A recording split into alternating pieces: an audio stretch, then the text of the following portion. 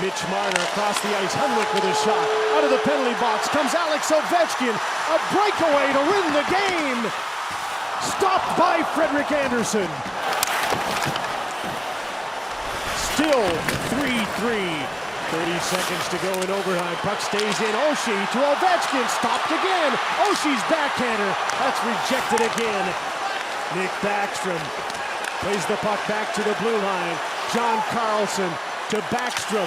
Across ice, here's Carlson again. Moves the puck in. Here's Shattenkirk back to the blue line. Carlson with a screen in front. One-timer by Oshie is blocked. Shattenkirk to Backstrom. Ovechkin parked in front.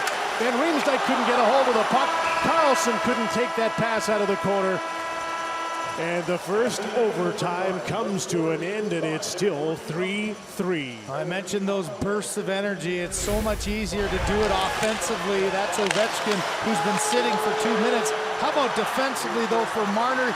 Gets on his horse, gets in, doesn't take a penalty, but at least forces Ovechkin to have to battle through his shot. He didn't have an easy walkway in, a tap, gets his feet moving, but then nice little stick in, and just that delay allowed Andersen to get across.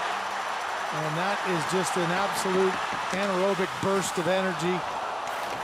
That's why you work out so hard all summer and all winter. And then it's still a little bit of anxious moments in alone there. Ovechkin gets not one but 2 chances, and Andersen makes 2 saves and gets some help from his D. 10 seconds seems like an absolute eternity when that action is going on. It's 3-3. There have been 89 shots on goal.